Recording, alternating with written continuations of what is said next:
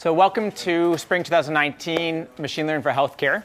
My name is David Sontag. I'm a professor in computer science. Also, I'm in the Institute for Medical Engineering and Science. My co-instructor today will be Pete Solvitz, who I'll introduce more towards the end of today's lecture, along with the rest of the course staff.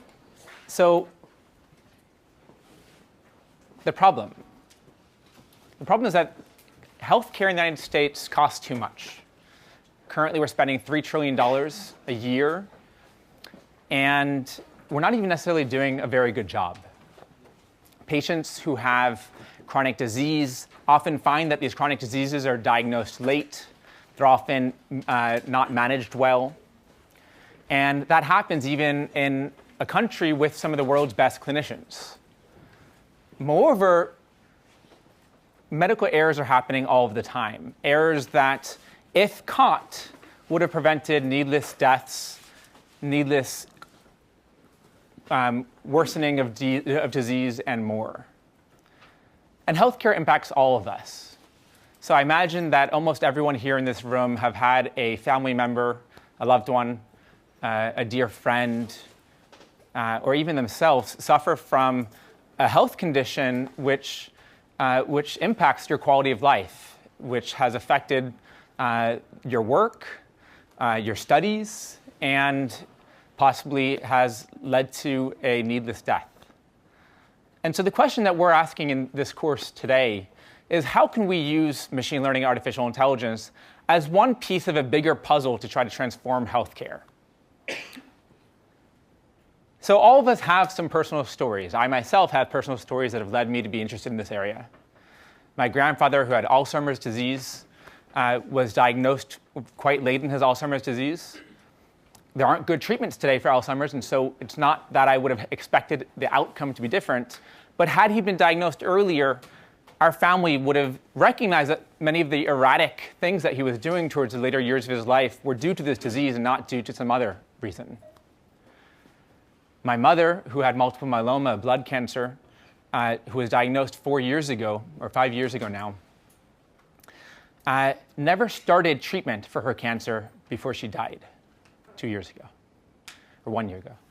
Now, why did she die? Well, it was believed that her cancer was still in its very early stages. Her blood markers that were used to track the progress of the cancer put her in a low-risk category. She didn't yet have complications, visible complications of the disease that would, according to today's standard guidelines, require treatment to be initiated. And as a result, the belief was the best strategy was to wait and see. But unbeknownst to her and to my family, her blood cancer, which was caused by light chains which were accumulating, ended up leading to organ damage. In this case, the light chains were accumulating in her heart, and she died of heart failure. Had we recognized that her disease was further along, she might have initiated treatment, and there are now over 20 treatments for multiple myeloma which are believed to have life-lengthening effect. And I can give you 4 or 5 other stories from my own personal family and my friends where similar things have happened, and I have no doubt that all of you have as well. So what can we do about it is the question that we want to try to understand in today's course. And don't get me wrong, machine learning, artificial intelligence will only be one piece of the puzzle. There's so many other systematic changes that we're going to have to make into our healthcare system. But let's try to understand what those AI elements might be. So we'll start in today's lecture by giving a bit of a background on artificial intelligence and machine learning in healthcare. And I'll tell you why I think the time is ripe now in 2019 to really start to make a big dent at this problem. Then I'll give you a few examples of how machine learning is likely to transform healthcare over the next decade. Of course, we're just guessing, but this is really guided by the latest and greatest in research, a lot of it happening here at MIT. And then we'll close today's lecture with an overview of what's different, what's unique about machine learning in healthcare. All of you have taken some machine learning course in the past, and so you know the basics of supervised prediction. Many of you have studied things like clustering, and you're certainly paying attention to the news where you see news every single day about Google, Facebook, Microsoft's latest advances in speech recognition, computer vision, and so on. So what's really different about trying to apply these techniques in the healthcare domain? The answer is that there's a huge amount of difference, and there are a lot of subtleties to doing machine learning right here, and we'll talk about that throughout the whole entire semester. So to begin, this isn't a new field. Artificial intelligence in medicine goes back to the 1970s or sometime even in the 60s. One of the earliest examples of trying to use artificial intelligence for diagnosis was this Mycin system developed at Stanford, where the goal was to try to identify bacteria that might cause infection, and then to try to guide what would be the appropriate therapy for that bacteria. Now, it was found that this algorithm, this machine learning, this simple AI algorithm, was able to propose a good therapy in 69% of cases, which at the time was better than the best or very good infectious disease experts. Now, it also had some other elements of it which were quite interesting. So those of you who've been following the latest in chatbots might find this little present. So there's a dialogue interface where the computer says, "I am ready." The computer, the clinician responds, "This is a 26-year-old male patient." The computer tests its understanding of what's going on. It says the age of the patient is 26. The sex of the patient is male. The clinician writes, 5 days ago, he had respiratory tract infections. The computer asks, what is his name? Joe. The computer responds, my understanding is the name of the patient is Joe. Respiratory tract is one of the symptoms the patient had.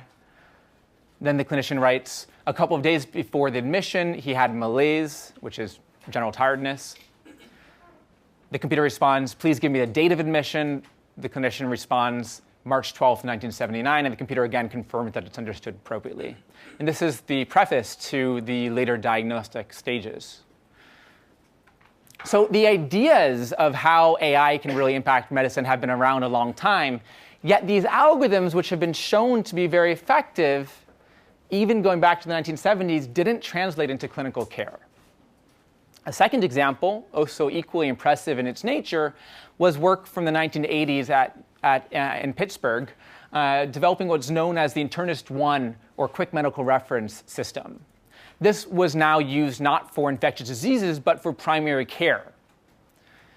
Here, one might ask, how can we try to do diagnosis at a much larger scale, where patients might come in with one of hundreds of different diseases and could report thousands of different symptoms, each one giving you some view, noisy view into what might be going on with the patient's health. And at a high level, they modeled this as something like a Bayesian network. It wasn't strictly a Bayesian network. It was a bit more heuristic at the time. It was later developed to be so. But at a high level, there were a number of latent variables or hidden variables corresponding to different diseases the patient might have, like flu or pneumonia or diabetes. And then there were a number of variables on the very bottom, which were symptoms, which are all binary. So the diseases are either on or off, and here the symptoms are either present or not. And these symptoms could include things like fatigue or cough. They could also be things that result from laboratory test results, like a high value of hemoglobin A1C. And this algorithm would then take this model, take the symptoms that were reported for the patient, and try to do reasoning over what actually might be going on with that patient to figure out what the differential diagnosis is. There were over 40,000 edges connecting diseases to symptoms that those diseases were believed to have caused. And this knowledge base, which was probabilistic in nature because it captured the idea that some symptoms would only occur with some probability for a disease, took over 15 person years to elicit from a large medical team. Right, so it was a lot of effort, and even in going forward to today's time, there have been few similar efforts at a scale as impressive as this one. But again, what happened? These algorithms are not being used anywhere today in our clinical workflows. And the challenges that have prevented them from being used today are numerous. But I used a word in my explanation which should really hint at it. I used the word clinical workflow. And this, I think, is one of the biggest challenges. which is that the algorithms were designed to solve narrow problems. They weren't necessarily even the most important problems, because clinicians generally do a very good job at diagnosis. And there was a big gap between the input that they expected and the current clinical workflows. So imagine that you have now a mainframe computer. Remember, this was the 80s. And you have a clinician who has to talk to the patient, get some information, go back to the computer, type in as structured data the symptoms that the patient's reporting, get information back from the computer, and iterate. As you can imagine, that takes a lot of time, and time is money, and unfortunately, it prevents it from being used. Moreover, despite the fact that it took a lot of effort to use that went outside of existing clinical workflows, these systems were also really difficult to maintain. So I talked about how this was elicited from 15 person years of work. There was no machine learning here. It was called artificial intelligence because one tries to reason in an artificial way like humans might. But there was no learning from data in this. And so what that means is if you then go to a new place, let's say this was developed in Pittsburgh, and now you go to Los Angeles or to Beijing or to London, and you want to apply the same algorithms, you suddenly have to rederive parts of this model from scratch. For example, the prior probabilities of the diseases are going to be very different depending on where you are in the world. Now, you might want to go to a different domain outside of primary care. And again, one has to spend a huge amount of effort to derive such models. As new medicine discoveries are made, one has to again update these models, and this has been a huge blocker to deployment. I'll move forward to one more example now from also from the 1980s. This is now for a different type of question, not one of how do you do diagnosis, but how do you actually do discovery. So this is from an example from Stanford, and it was a really interesting case where one took a data-driven approach to try to make medical discoveries. There was a database of what's called a disease registry from patients with rheumatoid arthritis, which is a chronic disease. It's an autoimmune condition, where for each patient over a series of different visits, one would record, for example, here it shows this is visit number 1. The date was January 17th, 1979. The knee pain, the patient's knee pain was reported as severe. Their fatigue was moderate. Temperature was 38.5 Celsius. The diagnosis for this patient was actually a different autoimmune condition called systemic lupus. We have some laboratory test values for their creatinine and blood urea nitrogen. And we know something about their medication. In this case, they were on prednisone, a steroid. And one has this data at every point in time. This is recorded, almost certainly was recorded on paper, and then later these were collected into a computer format. But then it provides the possibility to ask questions and make new discoveries. So for example, in this work, there was a discovery module which would make causal hypotheses about what aspects might cause other aspects. It would then do some basic statistics to check about the statistical validity of those causal hypotheses. It would then present those to a domain expert to try to check off, does this make sense or not? For those that are accepted, it then uses that knowledge that was just learned to iterate to try to make new discoveries. And one of the main findings from this paper was that prednisone elevates cholesterol. And that was published in the Annals of Internal Medicine in 1986. So these are all very early examples of data-driven approaches to improve both medicine and healthcare. Now flip forward to the 1990s. Neural networks started to become popular. Not quite the neural networks that we're familiar with in today's day and age, but nonetheless, they shared very much of the same elements. So just in 1990, there were 88 published studies using neural networks for various different medical problems. One of the things that really differentiated those approaches to what we see in today's landscape is that the number of features were very small. So usually features which were similar to what I showed you in the previous slide. So structured data that was manually curated for the purpose of using in machine learning. And there was nothing automatic about this. So one would have to have assistants gather the data. And because of that, typically there were very small number of samples for each study that were used in machine learning. Now, these models, although very effective, and I'll show you some examples in the next slide, also suffered from the same challenges I mentioned earlier. They didn't fit well into clinical workflows. It was hard to get enough training data because of the manual effort involved. And what the community found, even in the early 1990s, is that these algorithms did not generalize well. If you went through this huge effort of collecting training data, learning your model, and validating your model at one institution, and you then take it to a different one, it just works much worse. Okay? And that really prevented translation of these technologies into clinical practice. So what were these different domains that were studied? Well, here are a few examples. It's a bit small, so I'll read it out to you. It was studied in breast cancer, myocardial infarction, which is heart attack, lower back pain, used to predict psychiatric length of stay for inpatient, skin tumors, head injuries, prediction of dementia, understanding progression of diabetes, and a variety of other problems, which again are of the nature that we read about in the news today in modern attempts to apply machine learning in healthcare.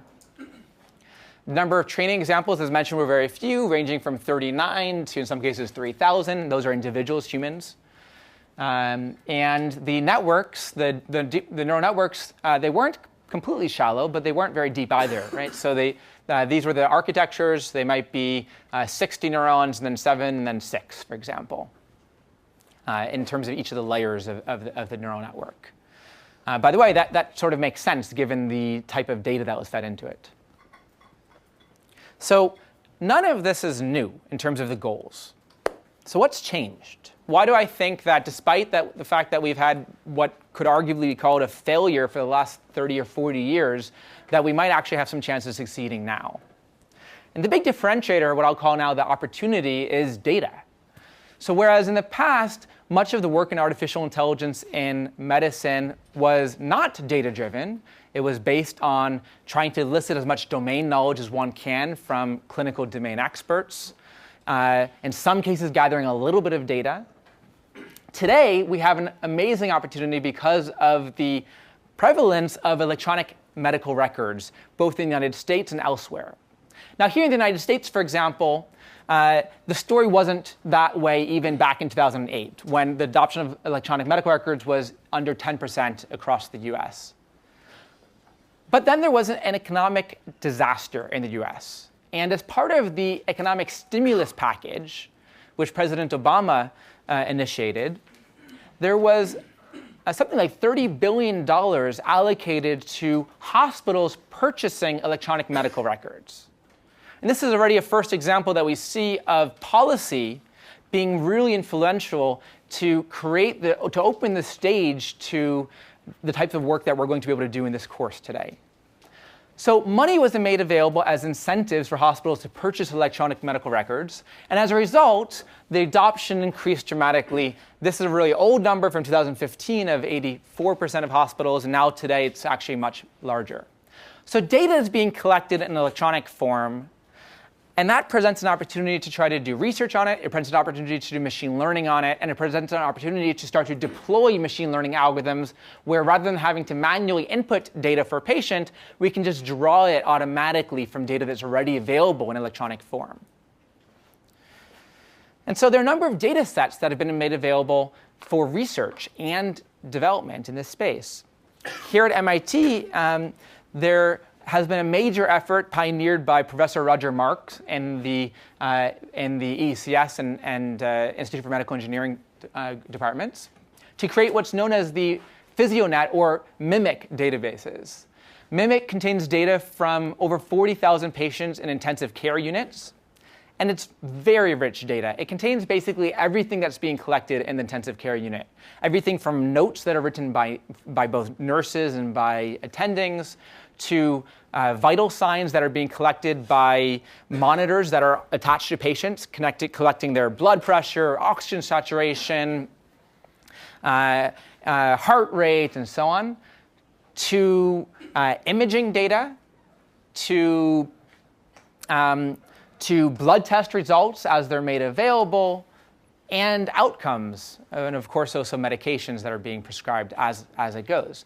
And so this is a wealth of data that now one could use to try to study, at least study in a very narrow setting of the intensive care unit, how machine learning could be used in that location.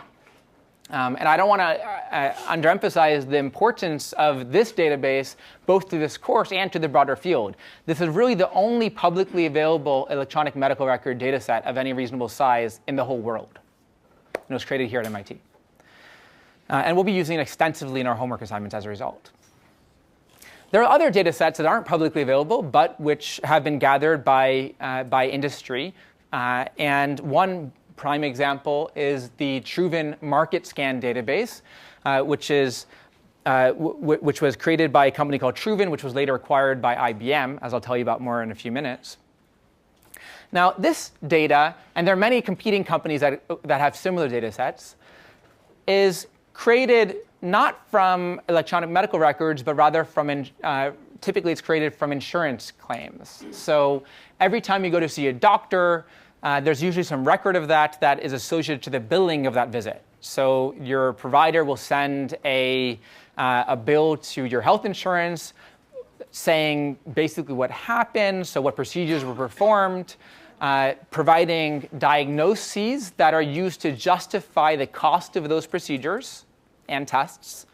And from that data, you now get a holistic view, a longitudinal view of what's happened to that patient's health.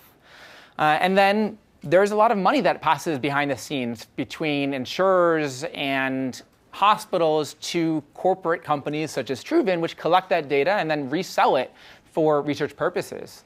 And one of the biggest purchasers of data like this is the pharmaceutical industry.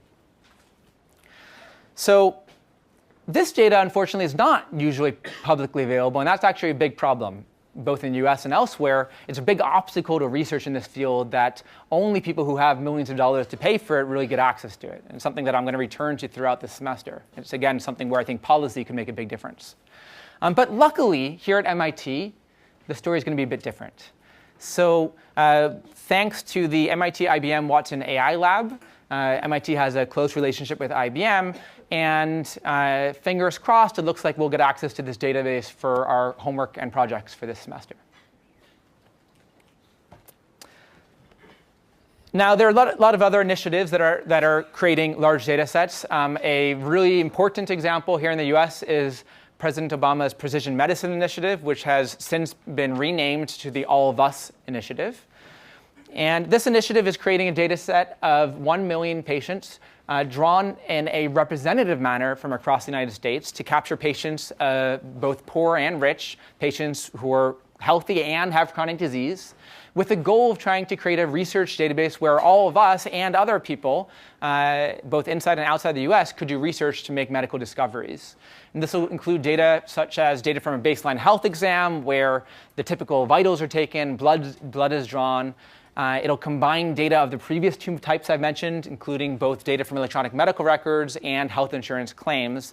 And then a lot of this work is also happening here in Boston. So right across the street at the Broad Institute, there's a team which is creating all of the software infrastructure to accommodate this data. And there are a large number of accruement sites here in the broader Boston area where patients, or any one of you really, could go and volunteer to be part of this study. I just got a mail, I got a letter in the mail last week inviting me to go, and I was really excited to see that. So all sorts of different data is being created as a result of these trends that I've been mentioning.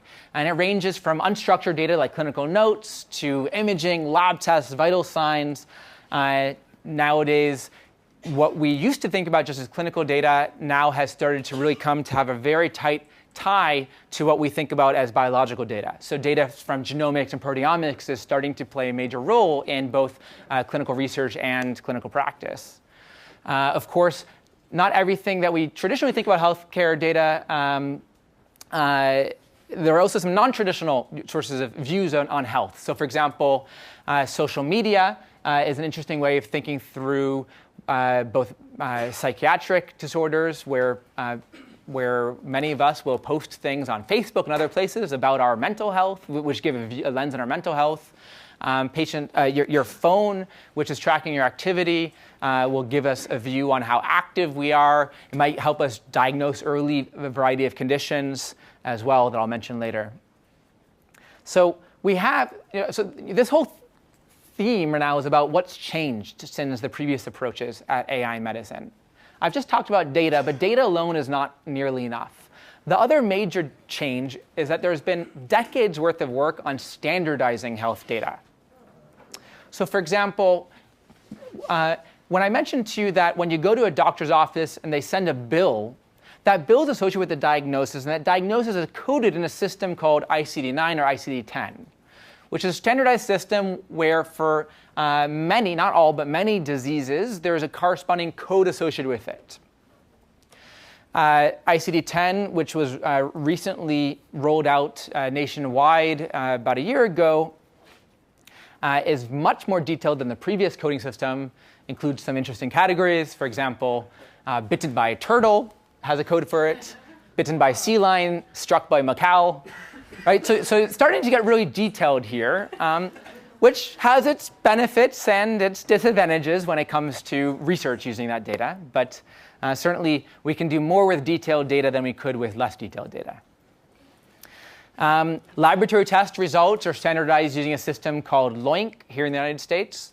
It's, again, every lab test order has an associated code for it. I just want to point out briefly that the values associated with those lab tests are less standardized. Pharmacy national drug codes should be very familiar to you. If you take any medication that you've been prescribed and you look carefully, you'll see a number on it, NDC 0015347911. That number is unique to that medication. In fact, it's even unique to the brand of that medication. And there's an associated taxonomy with it. And so one can really understand in a very structured way what medications the patient is on and how those medications relate to one another. A lot of medical data is found not in this structured form, but in free text and notes written by doctors. And these notes have often lots of mentions of symptoms and conditions in them. And one can try to standardize those by mapping them to what's called the Unified Medical Language System, which is an ontology with millions of different medical concepts in them. So I'm not going to go too much more into these. They'll be the subject of much discussion in this semester, but particularly in the next two lectures by Pete. But I want to talk very briefly about what you can do once you have a standardized vocabulary. So one thing you can do is you could build APIs, or application programming interfaces, for now sending that data from place to place. And FHIR, F-H-I-R, is a new standard which has widespread adoption now here in the United States for hospitals to provide data both to downstream, for downstream clinical purposes, but also directly to patients. And in this standard, it will use many of the vocabularies I mentioned to you in the previous slides to encode diagnoses, medications, allergies, problems, and even financial aspects that are relevant to the care of this patient. And for those of you who have an Apple phone, for example, if you open up Apple Health Records, it makes use of this standard to receive data from over 50 different hospitals. And you should expect to see many competitors to them in the future because of the fact that it's now an open standard. Now, other types of data, like the health insurance claims I mentioned earlier, is often encoded in a slightly different data model. One which my lab works quite a bit with is called OMOP, and it's being maintained by a nonprofit organization called the Observational Health Data Sciences Initiative, Odyssey. And this common data model gives a standard way of taking data from an institution, which might have its own intricacies, and really mapping it to this common language, so that if you write a machine learning algorithm once, and that machine learning algorithm reads in data in this format, you could then apply it somewhere else very easily. And the importance of these standards really can't be understated the importance for translating what we're doing in this class into clinical practice. And so we'll be returning to these things throughout the semester. So we've talked about data, we've talked about standards, and the third wheel is breakthroughs in machine learning. And this should be no surprise to anyone in this room. Right? We've been seeing time and time again over the last 5 years, benchmark after benchmark being improved upon and human performance beaten by state-of-the-art machine learning algorithms. Here, I'm just showing you a figure that I imagine many of you have seen on the error rates on the ImageNet competition for object recognition. The error rates in 2011 were 25%, and even just a few years ago, it already surpassed human level to under 5%. Now, the changes that have led to those advances in object recognition are going to have some parallels in healthcare, but only up to some point. For example, there was big data, large training sets that were critical for this. There were algorithmic advances, in particular in convolutional neural networks, that played a huge role. And there was open source software that was created, things like TensorFlow and PyTorch, which allow a researcher or industry worker in one place to very, very quickly build upon successes from other researchers in other places, and then release the code so that one can really accelerate the rate of progress in this field. Now, in terms of those algorithmic advances that have made a big difference, the ones that I would really like to point out because of their relevance to this course are learning with high-dimensional features. So this was really the advances in the early 2000s, for example, in support vector machines and learning with L1 regularization as a type of sparsity. And then more recently, in the last 6 years, on stochastic gradient descent, like methods for very rapidly solving these convex optimization problems. That will play a huge role in what we'll be doing in this course. In the last few years, there have been a huge amount of progress in unsupervised and semi-supervised learning algorithms. And as I'll tell you about much later, one of the major challenges in healthcare is that despite the fact that we have a large amount of data, we have very little labeled data. And so these semi-supervised learning algorithms are going to play a major role in being able to really take advantage of the data that we do have. And then, of course, the modern deep learning algorithms, convolutional neural networks, recurrent neural networks, and ways of trying to train them. So those played a major role in the advances in the tech industry, and to some extent, they'll play a major role in healthcare as well. And I'll point out a few examples of that in the rest of today's lecture. So all of this coming together, the data availability, the advances in other fields of machine learning, and the huge amount of potential financial gain in healthcare and the potential social impact it could have, has not gone unnoticed. And there's a huge amount of industry interest in this field. These are just some examples from names I think many of you are familiar with, like DeepMind Health and IBM Watson, to startup companies like Bay Labs and PathAI, which is here in Boston, all of which are really trying to build the next generation of tools for healthcare now based on machine learning algorithms. There's been billions of dollars of funding in the recent quarters towards digital health efforts, with hundreds of different startups that are focused specifically on using artificial intelligence in healthcare. And there's the recognition that data is so essential to this process has led to an all-out purchasing effort to try to get as much of that data as you can. So for example, IBM purchased a company called Merge, which made medical imaging software, and thus had accumulated a large amount of medical imaging data for $1 billion in 2015. They purchased Truven for $2.6 billion in 2016. Flatiron Health, which is a company in New York City focused on oncology, was purchased for almost $2 billion by Roche, a pharmaceutical company, just last year. And there's several more of these industry moves. And again, I'm just trying to get you thinking about what it really takes in this field, and access to data is actually a really important one, obviously. So let's now move on to some examples of how machine learning will transform healthcare. To begin with, I want to really lay out the landscape here and define some language. There are a number of different players when it comes to the healthcare space. There are us, patients, consumers.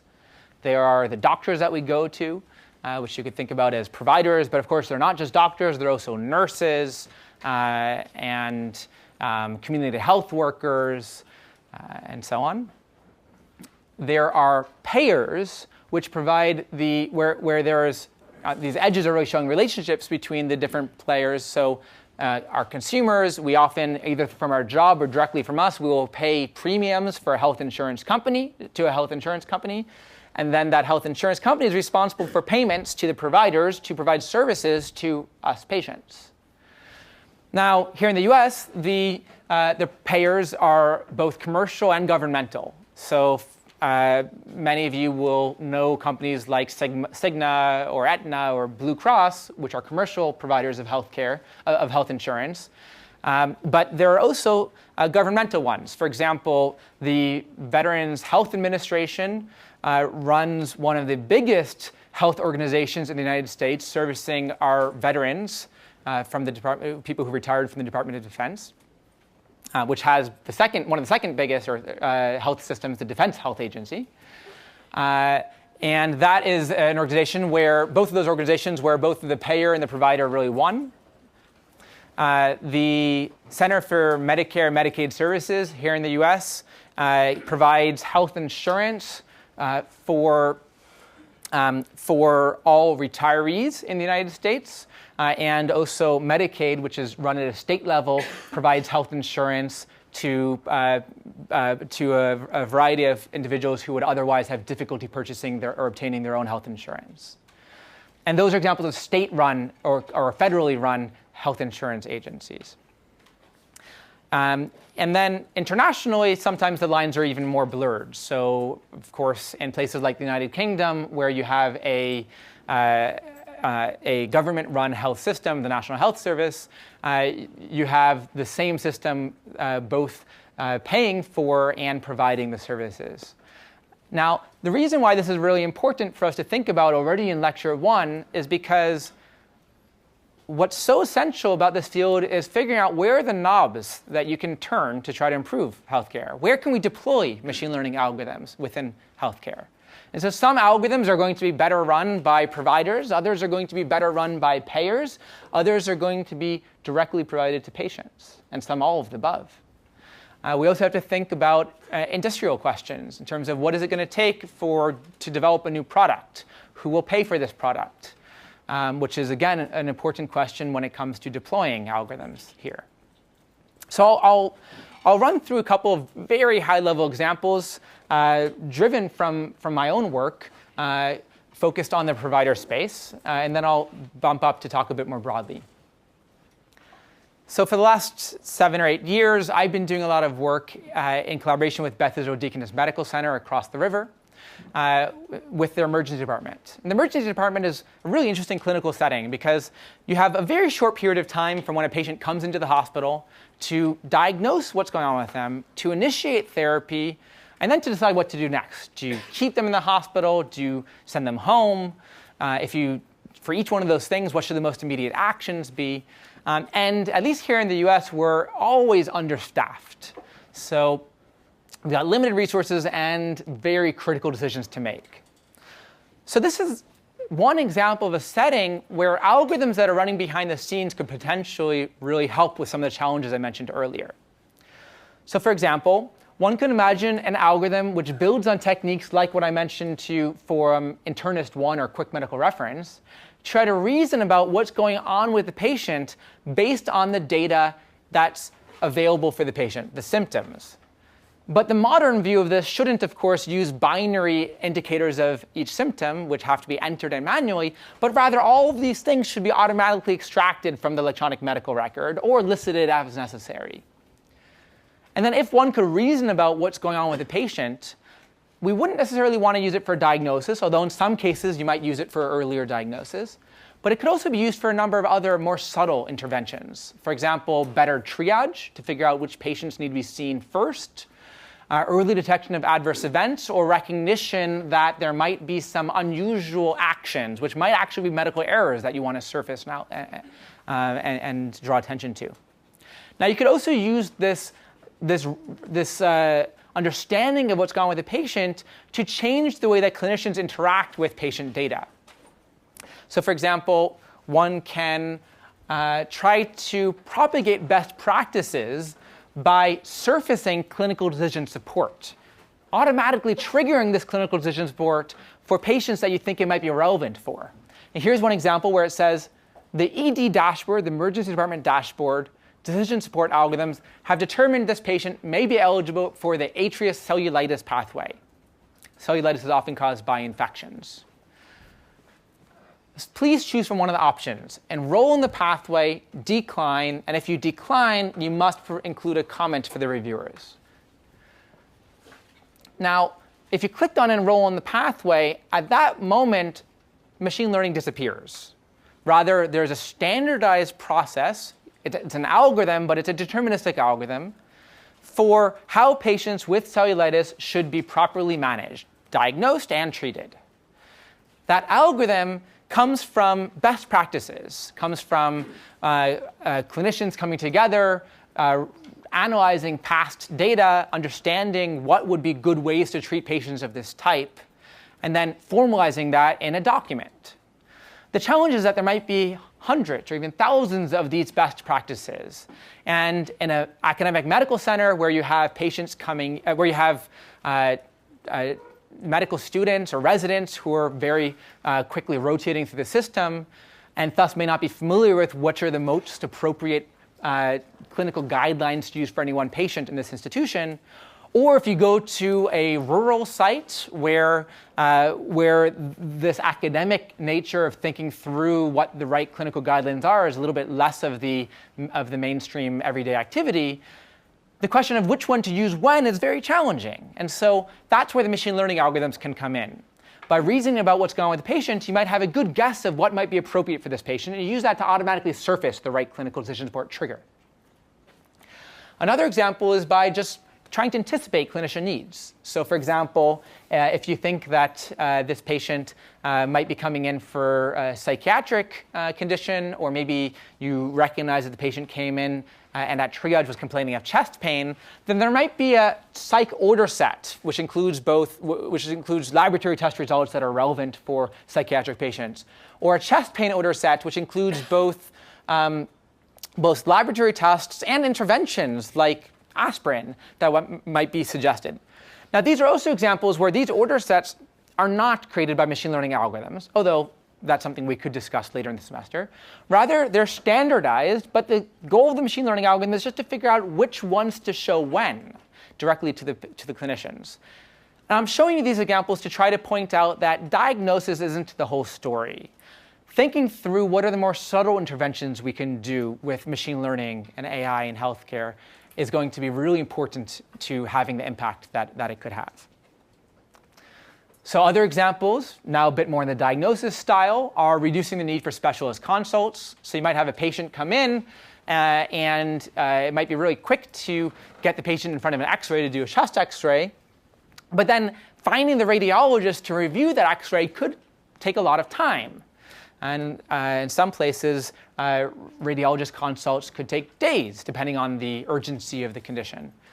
So this is an area where data is quite standardized. In fact, MIT just released last week a data set of 300,000 chest X-rays with associated labels on them.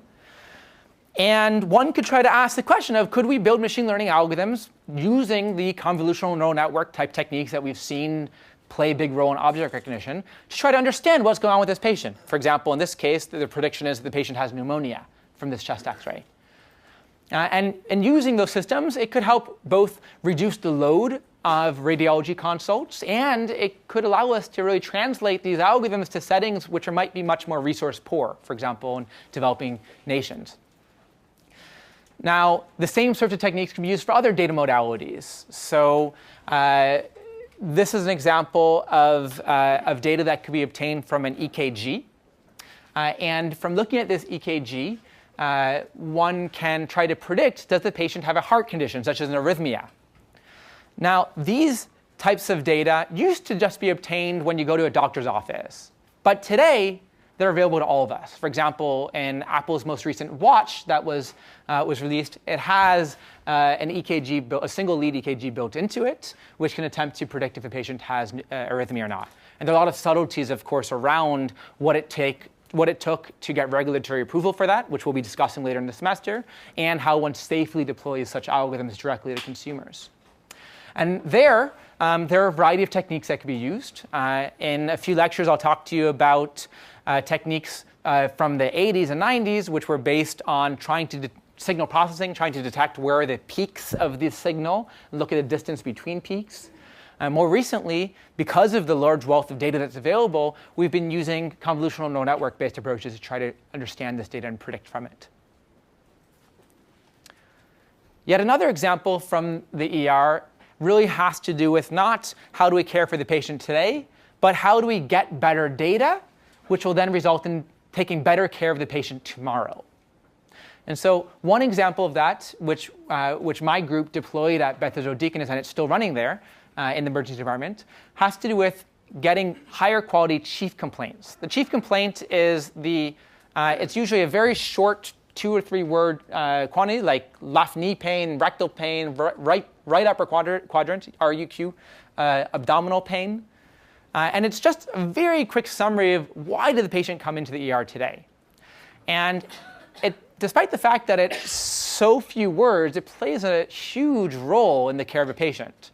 If you look at the big screens in the ER, which summarize who are the patients at what beds, they have the chief complaint next to it. Chief complaints are used as criteria for enrolling patients in clinical trials. It's used as criteria for doing retrospective quality research to see how do we care for patients of a particular type. So it plays a very big role, but unfortunately the data that we've been getting has been crap. And that's because it was free text, and it was sufficiently high dimensional that just attempting to standardize it with a big drop-down list like you see over here would have killed the clinical workflow. It would have taken way too much time for clinicians to try to find the relevant one. And so it just wouldn't have been used. And that's where some very simple machine learning algorithms turn out to be really valuable. So for example, we changed the workflow altogether. Rather than the chief complaint being the first thing that the triage nurse assigns when the patient comes in, it's the last thing. First, the nurse takes the vital signs, patient's temperature, heart rate, blood pressure, respiratory rate, and oxygen saturation. They talk to the patient. They write up a 10-word or 30-word note about what's going on with the patient. Here it says, 69-year-old male patient with severe intermittent right upper quadrant pain, begins soon after eating, also is a heavy drinker. So quite a bit of information in that. We take that, we use a machine learning algorithm, a supervised machine learning algorithm in this case, to predict a set of chief complaints now drawn from a standardized ontology. We show the 5 most likely ones, and the clinician, in this case the nurse, could just click one of them and it would enter it into there. We also allow the nurse to type in part of a chief complaint, but rather than just doing a text matching to find words that match what's being typed in, we do a contextual autocomplete. So we use our predictions to prioritize what's the most likely chief complaint that contains that sequence of characters.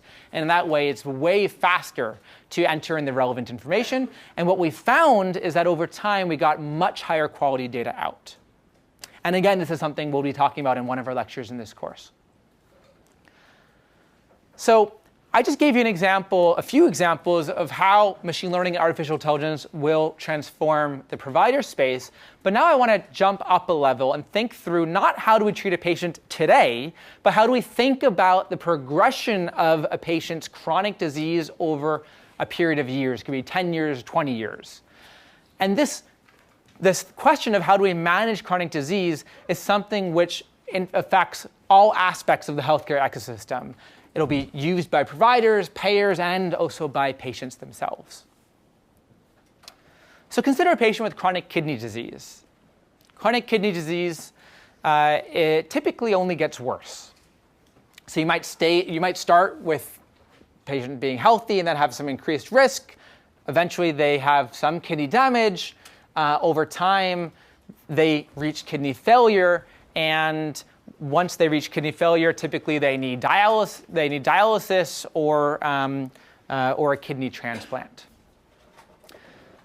But understanding when each of these things is going to happen for patients is actually really, really challenging. Right now, we have one way of trying to stage patients. A standard approach is known as the eGFR. It's derived predominantly from the patient's creatinine, which is a blood test result, and their age. And it gives you a number out. And from that number, you can get some sense of where the patient is in this trajectory. But it's really coarse-grained and is not at all predictive about when the patient is going to progress to the next stage of the disease.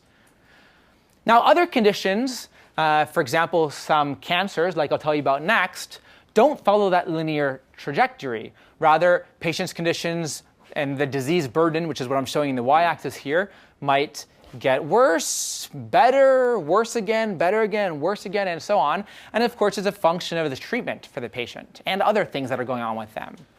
And understanding what influences how a patient's disease is going to progress and when is that progression going to happen could be enormously valuable for many of those different parts of the healthcare ecosystem. Oops. So one concrete example of how that type of prediction could be used would be in a type of precision medicine.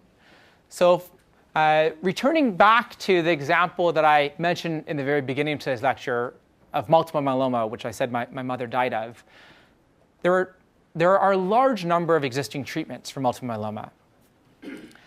And we don't really know which treatments work best for whom. But imagine a day where we have algorithms that could take what you know about the patient at one point in time. That might include, for example, blood test results. It might include RNA-seq, which gives you some sense of the gene expression for the patient that, in this case, will be derived from a sample taken from the patient's bone marrow. You could take that data and try to predict what would happen to a patient under two different scenarios. The blue scenario that I'm showing you here, if you give them treatment A, or this red scenario here, where you give them treatment B. And of course, treatment A and treatment B aren't just one-time treatments, but they're treatment strategies. So they're repeated treatments across time with some intervals of And if your algorithm says that under treatment B, this is what's going to happen, then the clinician might think, okay, treatment B is probably the way to go here. It's going to long-term control the patient's disease burden the best. And this is an example of a causal question, because we want to know, how do we cause a change in the patient's disease trajectory? And we can try to answer this now using data. So for example, one of the data sets that's available for you to use in your course projects is from the Multiple Myeloma Research Foundation. It's an example of a disease registry, just like the disease registry I talked to you about earlier for rheumatoid arthritis. And it follows about 1,000 patients across time, patients who have multiple myeloma, what treatments they're getting, what their symptoms are, and at a couple of different stages, very detailed biological data about their cancer, in this case from RNA-seq. And one could attempt to use that data to learn models to make predictions like this.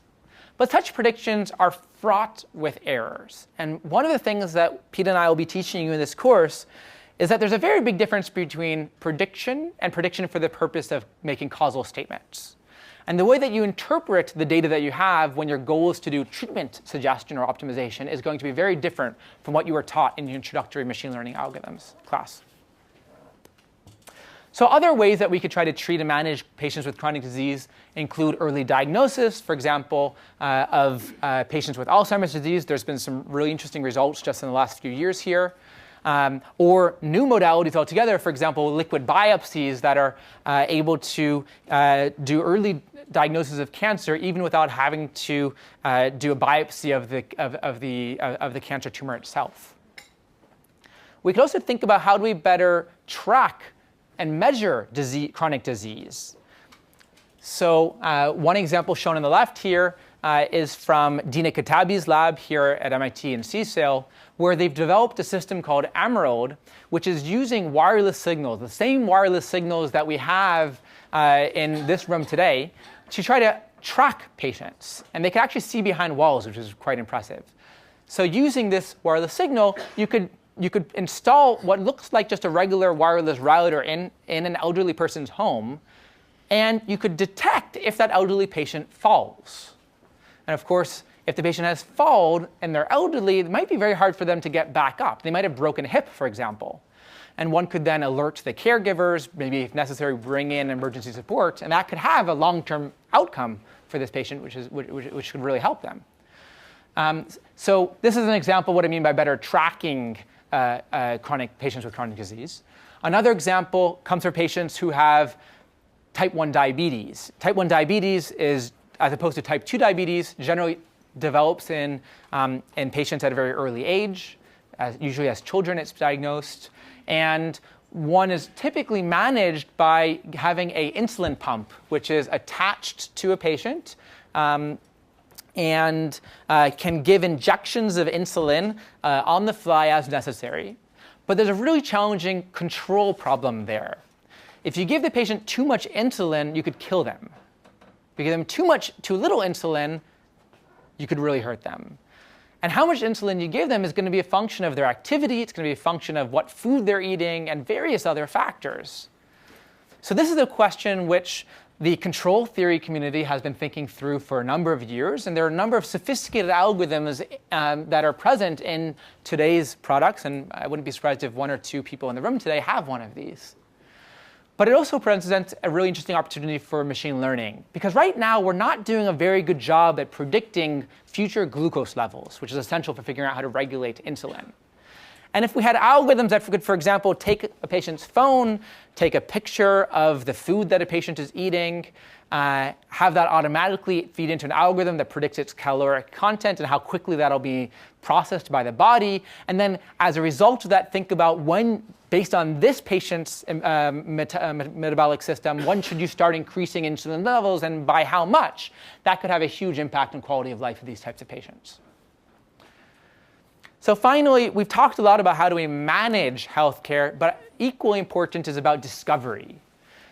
So the same data that we could use to try to change the way that algorithms are implemented could be used to think through what would be new treatments and make new discoveries about disease subtypes.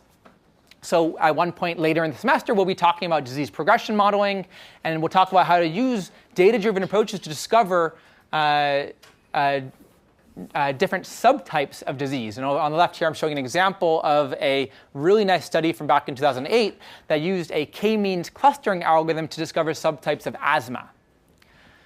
One could also use machine learning to try to make discoveries about what proteins, for example, are important in regulating disease. How could we differentiate at a biological level which patients will progress quickly, which patients will respond to treatment? And that, of course, will then suggest new ways of new drug targets for new pharmaceutical efforts. Another direction, also studied here at MIT by quite a few labs actually, has to do with drug creation or discovery. So one could use machine learning algorithms to try to predict what would a good antibody be for trying to bind with a particular target. So that's all for my overview. And in the remaining 20 minutes, I'm going to tell you a little bit about what's unique about machine learning in healthcare, and then an overview of the class syllabus. And I do see that it says replace lamp in 6 minutes or power will turn off and go into standby mode. But we have that one, right? That's it. Ah, OK. Good. You're hired. If you didn't get into the class, talk to me afterwards. All right. We hope. So what's unique about machine learning in healthcare? I gave you already some hints at this. So first, healthcare is ultimately, unfortunately, about life or death decisions. Right? So we need robust algorithms that don't screw up. A prime example of this, which I'll tell you a little bit more about towards the end of the semester, is from a major software error that occurred something like 20, 30 years ago in an X-ray type device where an overwhelming amount of radiation was exposed to a patient just because of a software overflow problem, a bug. And of course, that resulted in a number of patients dying. So that was a software error from decades ago where there was no machine learning in the loop. And as a result of that and similar types of disasters, including in the space industry and airplanes and so on, led to a whole area of research in computer science in formal methods. And how do we design computer algorithms that can check that a piece of software would do what it's supposed to do and will not make, and that there are no bugs in it. But now that we're going to start to bring data and machine learning algorithms into the picture, we are really suffering for lack of good tools for doing similar formal checking of our algorithms and their behavior. And so this is going to be really important in the future decade as machine learning gets deployed not just in settings like healthcare, but also in other settings of life and death, such as in autonomous driving. And it's something that we'll touch on throughout the semester. So for example, when one deploys machine learning algorithms, we need to be thinking about are they safe, but also how do we check for safety long term? What are checks and balances that we should put into the deployment of the algorithm to make sure that it's still working as it was intended? We also need fair and accountable algorithms because increasingly machine learning results are being used to drive resources in a healthcare setting. An example that I'll discuss in about a week and a half when we talk about risk stratification is that algorithms are being used by payers to risk stratify patients. For example, to figure out which patients are likely to be readmitted to the hospital in the next 30 days, are likely to have undiagnosed diabetes, are likely to progress quickly in their diabetes. And based on those predictions, they're doing a number of interventions. For example, they might send nurses to the patient's home. They might offer their members access to a weight loss program. And each of these interventions has money associated to them. They have a cost. And so you can't do them for everyone. And so one uses machine learning algorithms to prioritize who do you give those interventions to. But because health is so intimately tied to socioeconomic status, one could think about what happens if these algorithms are not fair. It could have really long-term implications for our society, and something that we're going to talk about later in the semester as well. Now, I mentioned earlier that many of the questions that we need to study in this field don't have good labeled data. In cases where we know what we want to predict, it's a supervised prediction problem, often we just don't have labels for that thing we want to predict. But in also many situations, we're not interested in just predicting something, we're interested in discovery. So for example, when I talked about disease subtyping or disease progression, it's much harder to quantify what you're looking for. And so unsupervised learning algorithms are going to be really important for what we do. And finally, I already mentioned how many of the questions we want to answer are causal in nature, particularly when you want to think about treatment strategies. And so we'll have 2 lectures on causal inference, and we'll have 2 lectures on reinforcement learning, which is increasingly being used to learn treatment policies in healthcare.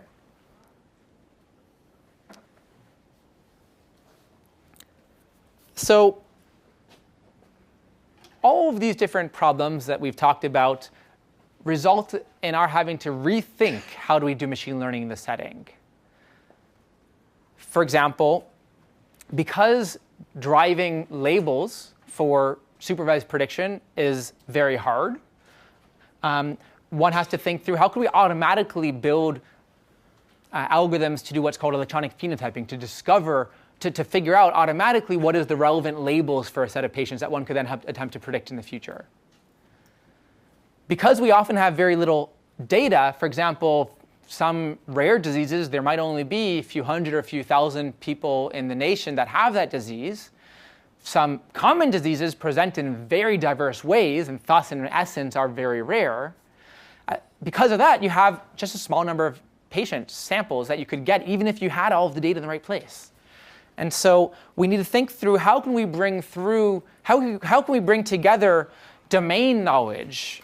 How can we bring together data from other areas? Well, everyone look over here now. From other areas, other diseases, in order to learn something that then we could refine for the foreground question of interest. Finally, there's a ton of missing data in healthcare. So raise your hand if you've only been seeing your current primary care physician for less than 4 years. Okay, now this was an easy guess because all of you are students and you probably don't live in Boston. But here in the US, even after you graduate, you go out into the world, you have a job, and that job pays your health insurance. Then you know what? Most of you are going to go into the tech industry, and most of you are going to switch jobs every 4 years. And so your health insurance is going to change every 4 years. And unfortunately, data doesn't tend to follow people when you change providers or payers. And so what that means is for any one thing we might want to study, we tend to not have very good longitudinal data on those individuals, at least not here in the United States. That story is a little bit different in other places like the UK or Israel, for example. Moreover, we also have a very bad lens on that healthcare data. So even if you've been going to the same doctor for a while, we tend to only have data on you when something's been recorded. So if you went to your doctor, you had a lab test performed, we know the result of it. If you never got your glucose tested, it's very hard, though not impossible, to figure out if you might be diabetic. So thinking about how do we deal with the fact that there's a large amount of missing data, where that missing data has very different patterns across patients, and where there might be a big difference between train and test distributions is going to be a major part of what we discussed in this course. And finally, the last example is censoring. I think I've said finally a few times.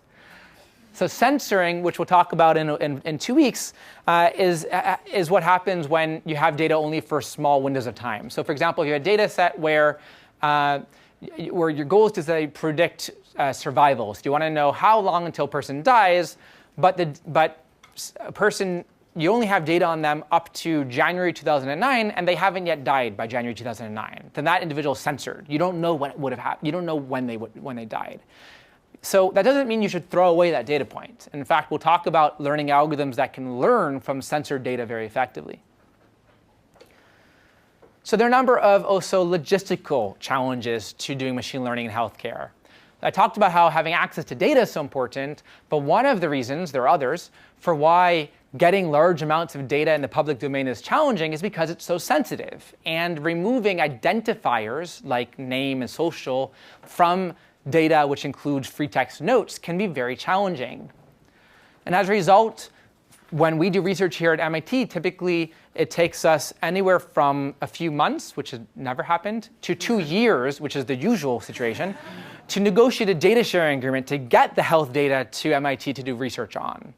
And of course, then my students write code, which we're very happy to open source under MIT license, but that code is completely useless because no one can reproduce our results on the same data because they don't have access to it. So that's a major challenge to this field.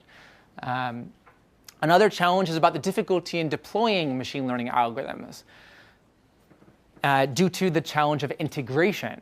So you build a good algorithm, you want to deploy it at your favorite hospital, but guess what? That hospital has Epic or Cerner or Athena or some other commercial electronic medical record system, and that electronic medical record system is not built for your algorithm to plug into. So there's a big gap, large amount of difficulty to getting your algorithms into production systems, which we'll talk about as well during the semester. So the goals that Pete and I have for you are as follows. We want you to get intuition for working with healthcare data. And so the next 2 lectures after today are going to focus on what healthcare is really like and what is the healthcare data that's created by the practice of healthcare like. We want you to get intuition for how to formalize machine learning challenges as healthcare problems. And that formalization step is often the most tricky, and it's something that you'll spend a lot of time thinking through as part of your problem sets. Not all machine learning algorithms are equally useful. And so one theme that I'll return to throughout the semester is that despite the fact that deep learning is good for many speech recognition and computer vision problems, it actually isn't the best match to many problems in healthcare. And you'll explore that also as part of your problem sets, or at least one of them. And we want you to understand also the subtleties in robustly and safely deploying machine learning algorithms. Now, more broadly, this is a young field. So, for example, just recently, just about 3 years ago, was created the first conference on machine learning in healthcare by that name. And new publication venues are being created every single day by Nature, Lancet, and also machine learning journals for publishing research on machine learning in healthcare. Because of some of the issues we talked about, like access to data, not very good benchmarks, reproducibility has been a major challenge. And this is, again, something that the field is only now starting to really grapple with. And so as part of this course also, many of you are currently PhD students or will soon be PhD students. We're going to think through what are some of the challenges for the research field. What are some open problems that you might want to work on either during your PhD or during your future career?